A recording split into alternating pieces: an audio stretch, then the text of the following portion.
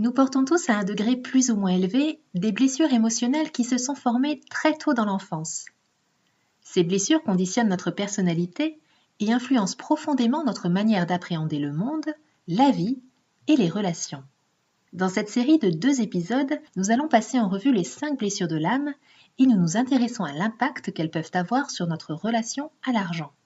Nous allons commencer par la blessure de rejet et la blessure d'abandon.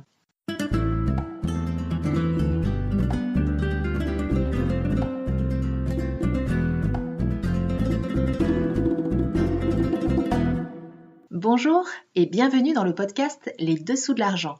Je m'appelle Delphine, je suis coach de vie spécialisée dans la relation à l'argent. L'argent est encore un sujet tabou dans de nombreux pays et il peut susciter chez les gens des émotions très fortes et très variées, allant de la joie au dégoût, en passant par l'admiration, la frustration, la honte, la colère et la haine. Comment l'argent, qu'il soit réel ou virtuel, peut-il avoir un tel impact ? Que se cache-t-il derrière le Graal argent ?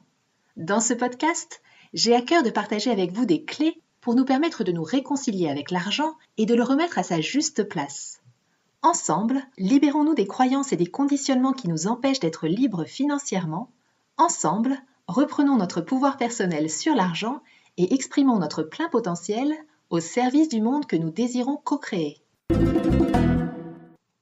Si la thématique de l'abondance financière et de la relation à l'argent vous intéresse, je vous invite à rejoindre le groupe Facebook « Faites de l'argent votre allié au service d'une vie épanouie » et ou sa déclinaison sur Telegram « Richesse illimitée ».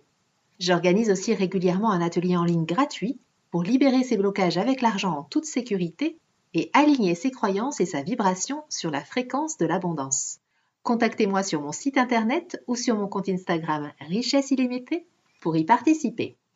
Vous pourrez également retrouver dans le descriptif de cet épisode un lien vers une fiche récapitulant les pistes proposées ici pour apaiser ses blessures émotionnelles et améliorer sa relation à l'argent. Le rejet, l'abandon, l'humiliation, la trahison et l'injustice. Ce sont les 5 blessures de l'âme qui ont été rendues célèbres par Lise Bourbeau dans son livre « Les 5 blessures qui empêchent d'être soi-même », un best-seller du développement personnel publié en l'an 2000. Pour élaborer cette théorie, Lise Bourbeau s'est basée sur les travaux de recherche du psychiatre John Pierrakos, qui s'était lui-même inspiré de son professeur Wilhelm Reich, un médecin psychiatre et psychanalyste, élève de Freud. Les blessures se forment entre la conception et l'âge de 7 ans et nous les portons tous en nous avec des dominantes variables selon les personnes. Et ces blessures nous amènent souvent à reproduire les mêmes situations dans notre vie. C'est un peu comme si des forces nous poussaient à nous comporter de telle ou telle manière, et en fait, à chaque fois qu'une de nos blessures est réactivée, nous adoptons un masque ou une stratégie pour nous protéger de la douleur qui y est liée.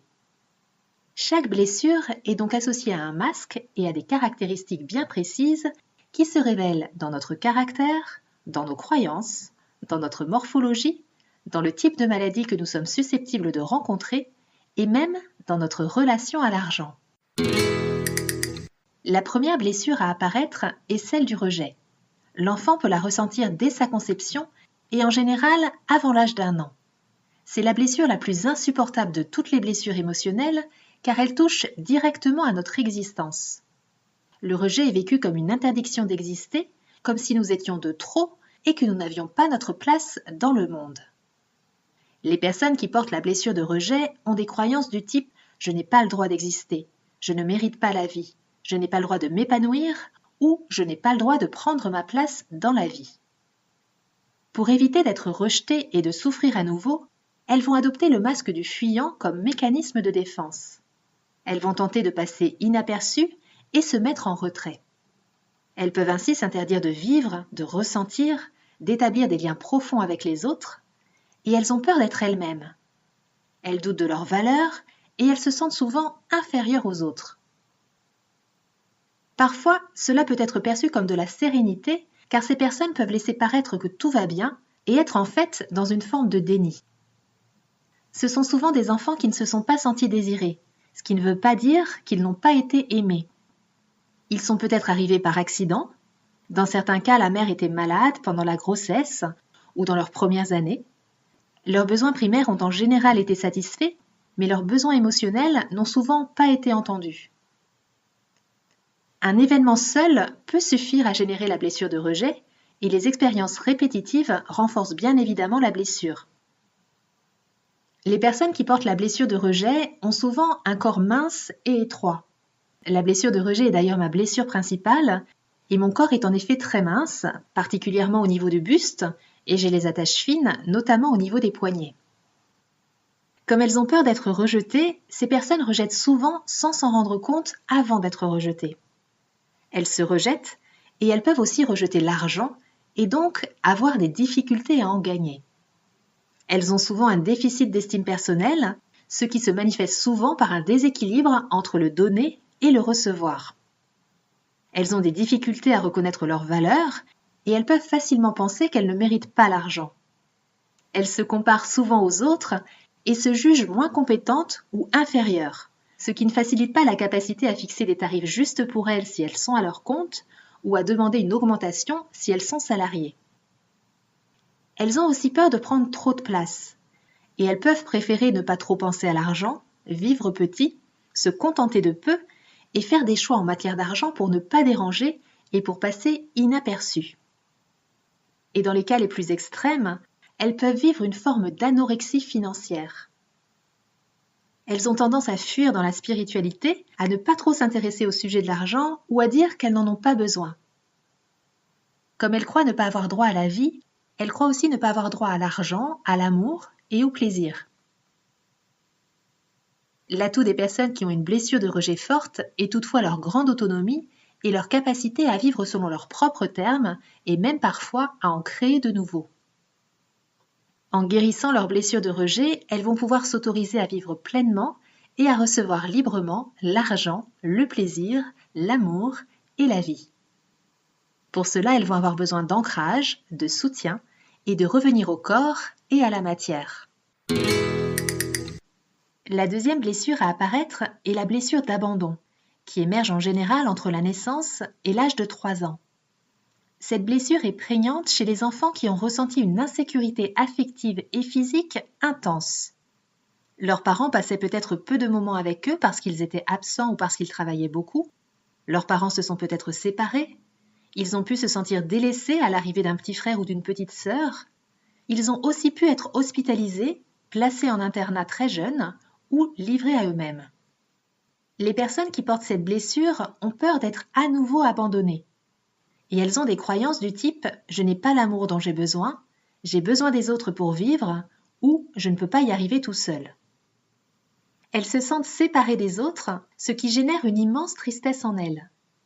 Elles aiment être entourées, elles ont besoin d'attention, d'affection, d'amour et de soutien.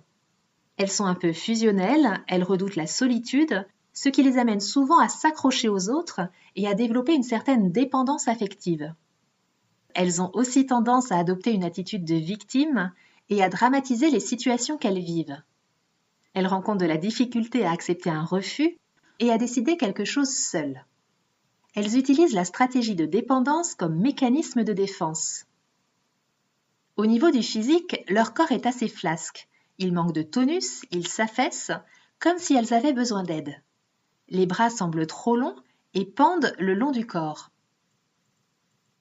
En ce qui concerne l'argent, ces personnes ont un très fort besoin de sécurité et sont de nature prudente, ce qui va leur faire privilégier la sécurité financière et les placements peu risqués.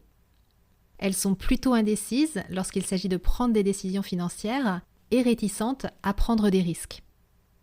Elles ont tendance à remettre facilement leur pouvoir à l'extérieur parce qu'elles pensent qu'elles ne savent pas faire, et il est assez fréquent qu'elles ne suivent pas vraiment leur compte. Elles ont souvent l'impression qu'elles n'ont pas assez d'affection de la part de leur partenaire, et elles peuvent percevoir l'argent comme une marque d'affection, ce qui fait qu'elles peuvent aussi avoir peur de manquer d'argent ou d'en perdre. Ce sont aussi des personnes qui peuvent se retrouver en situation de dépendance financière vis-à-vis d'un parent, vis-à-vis d'un partenaire de vie ou vis-à-vis de la société. Et en même temps, demander de l'argent peut être très difficile pour elles. Dans certains cas, elles peuvent aussi avoir de la facilité à générer de l'argent, et si ça arrive, elles ont du mal à le garder, parce qu'elles ont tendance à le dépenser très vite pour venir compenser le vide ou le manque intérieur qu'elles ressentent, car pour elles, l'argent manque de chaleur. En guérissant leurs blessures d'abandon, ces personnes pourront sortir de la dépendance et développer leur autonomie à la fois affective et financière. Et pour cela, elles vont devoir développer leur autonomie, se nourrir de l'intérieur et accueillir la solitude. Ce premier épisode sur les liens entre les blessures de l'âme et la relation à l'argent arrive à sa fin. J'espère qu'il vous a apporté de la valeur. S'il vous a plu et si vous souhaitez me soutenir dans la réalisation de ce podcast, je vous invite à le partager autour de vous, à lui mettre une jolie note ou un avis sur les plateformes de podcast comme Spotify ou Apple Podcast. Et vous pouvez aussi le retrouver sur ma chaîne YouTube Richesse Illimitée. Je vous remercie d'avoir écouté cet épisode jusqu'au bout et je vous dis à très bientôt pour le deuxième épisode consacré à cette thématique.